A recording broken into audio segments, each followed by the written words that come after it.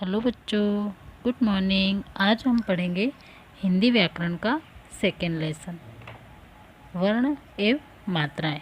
सबसे पहले हमने पढ़ा था कि वर्ण किसे कहते हैं। तो भाषा की वह सबसे छोटी इकाई या ध्वनि जिसके और टुकड़े नहीं किए जा सकते। उसके बाद हमने पढ़ा था स्वर कितने हैं, तो स्वर 11 हैं। उसके बाद आगे हमने पढ़ा था व्यंजन कितने हैं, तो हिंदी में 33 व्यंजन है। स्वर और व्यंजन दोनों मिलाकर 44 होते हैं। संयुक्त व्यंजन कौन कौन से हैं? श, त्र, ज्ञ और श्र, 4। इसके अतिरिक्त जब दो भिन्न व्यंजनों को जोड़कर लिखा जाता है तो वे भी संयुक्त व्यंजन कहलाते हैं। इनमें पहला व्यंजन अरहित होता है और अगला व्यंजन अ या किसी अन्य स्वर सहित होता है। जैसे क प्लस त, यहाँ पे क जो है वो हलंत है यानी आधा है, और त जो है उसमें स्वर वर्ण जुड़ा हुआ है। तो क्या पढ़ेंगे हम उसको? त। एग्जाम्पल वक्त और रिक्त। स प्लस व बराबर स्व। यहाँ पे स जो है वो हलंत है और वह पूर्ण वर्ण है, उसमें स्वर जुड़ा हुआ है। स्व स्वागत और स्वयं। स प्लस त, यहाँ पर भी स जो है वो हलंत है और त पूर्ण वर्ण है, तो स्त अस्त परास्त। प प्लस य प्य प्यासा प्याला। दो समान व्यंजनों को जोड़कर भी शब्द बनाए जाते हैं, इन्हें द्वित्व व्यंजन कहते हैं। जैसे त प्लस त तत पत्ता, ट प्लस ट टट लट्टू, म प्लस म मम चम्मच, ल प्लस ल बिल्ली। आगत व्यंजन। आगत व्यंजन किसे कहते हैं? तो हमारी जो भाषा है उसमें दूसरे जो दूसरी भाषा के जो शब्द आते हैं उनके लिए हम आगत व्यंजन को प्रयोग में लेते हैं। व्यंजनों में भी कुछ आगत वर्ण प्रयुक्त होते हैं, जैसे ज, फ। ये ध्वनियाँ अरबी फारसी से हिंदी में आई है। जैसे मैंने अभी बताया कि वो दूसरी भाषा से हिंदी में आई है। ज और फ के नीचे लगी बिंदी या नुक्ता कहलाता है। जो वर्ण के नीचे लगती है बिंदी उसे नुक्ता या बिंदी कहते हैं। इसके प्रयोग से शब्द के अर्थ में बदलाव आ जाता है। अगर ये लगाते हैं तो शब्द का जो अर्थ होता है उसमें परिवर्तन हो जाता है। जैसे फन, यहाँ फन लिखा है उसमें बिंदी नहीं लगी है, तो उसका अर्थ होगा सांप का फन। और अगर नीचे नुक्ता या बिंदी लग जाती है तो फन का अर्थ हो जाएगा हुनर या कला। जमाना, बर्फ या दही जमाना। अब यहाँ जमाना के नीचे आपके नुक्ता लग गया है तो उसका अर्थ हो जाएगा दुनिया। सजा, सजाना, सजा दंड, जरा बुढ़ापा, जरा थोड़ा। अतिरिक्त व्यंजन ड तथा ढ क्रमशः ड तथा ढ के विकसित रूप हैं। हिंदी भाषा में इनका व्यापक प्रयोग किया जाता है, जैसे गुड़, सड़क, गुड़िया, चिड़िया, पढ़ाई, बूढ़ा आदि। मात्राएं व्यंजनों के साथ स्वर चिन्हों के रूप में प्रयोग किए जाते हैं। इन चिन्हों को मात्रा कहते हैं। प्रत्येक स्वर की अपनी मात्रा होती है। भाषा को शुद्ध रूप से लिखने के लिए व्यंजनों में उचित मात्रा का प्रयोग करना चाहिए। अगर हम व्यंजन वर्ण लिखते हैं और उसे हम सुनिश्चित या शुद्ध रूप में लिखते हैं तो हमें मात्राओं का उचित प्रयोग करना चाहिए। जब कोई स्वर शब्द के प्रारंभ में आता है तो वह मूल रूप में ही प्रयोग किया जाता है, जैसे अनार, आम, इमली, ईख, उल्लू, ऊँट, एड़ी, ऐनक, ओखली और अन्य स्वरों की मात्राओं का प्रयोग निम्न प्रकार किया जाता है। अगर वो किसी व्यंजन वर्ण के साथ जुड़ जाता है स्वर तो उसका परिवर्तन हो जाता है। जैसे स्वर, मात्रा, व्यंजन मात्रा के साथ और शब्द। जैसे अ में कोई मात्रा नहीं होती है।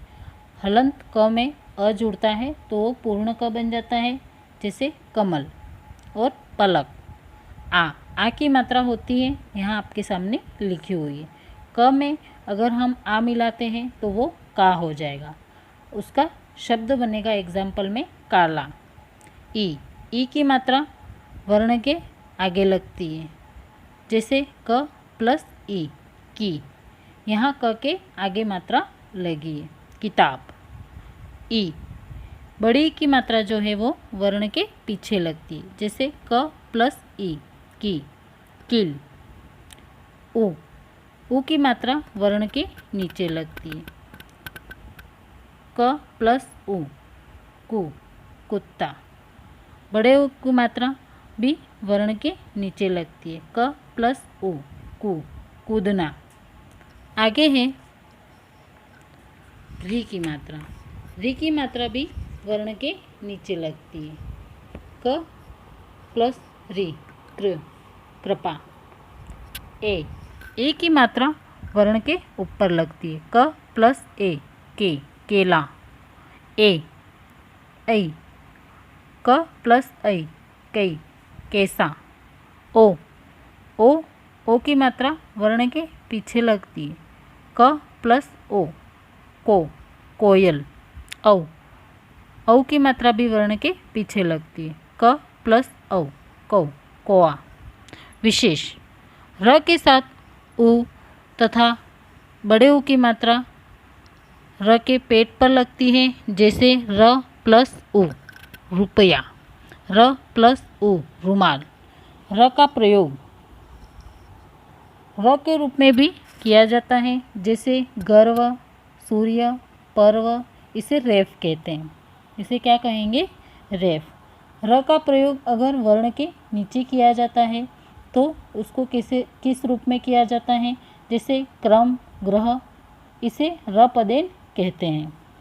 रपदेन का प्रयोग के रूप में किया जाता है, जैसे राष्ट्र, ट्रक, ट्रेन, ड्रम आदि। हमने समझा और सीखा। इस पाठ से हमने जो कुछ समझा है और वो सीखा है वो ये। मूल ध्वनियों के बोलने और लिखने जाने वाले रूप को वर्ण कहते हैं। वर्णों के समूह को वर्णमाला कहते हैं। हिंदी वर्णमाला में 11 स्वर और 33 व्यंजन हैं। शब्द बनाते समय व्यंजनों के साथ स्वर मात्रा के रूप में लगते हैं। दो व्यंजनों का मेल संयुक्त व्यंजन कहलाता है।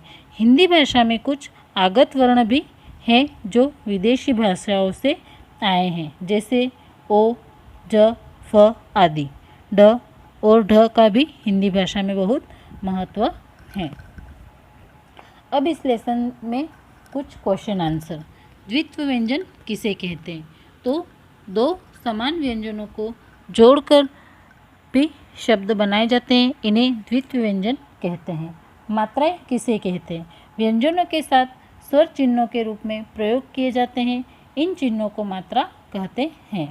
मात्राओं के प्रयोग: स्वर, मात्रा, व्यंजन, मात्रा के साथ और शब्द। इसमें अ की कोई मात्रा नहीं है। क प्लस अ, क, कमल। आ की मात्रा है। क प्लस आ, का, काला। ई की मात्रा क प्लस ई, की, किताब। बड़ी ई की मात्रा क प्लस ई, की, कील। ऊ की मात्रा क प्लस ऊ, कु, कुत्ता। बड़े ऊ की मात्रा क प्लस ऊ, कु, कूदना। री की मात्रा क प्लस री, क्री, कृपा। ए प्लस क प्लस ए, के, केला। ए क प्लस ऐ, के, कैसा। क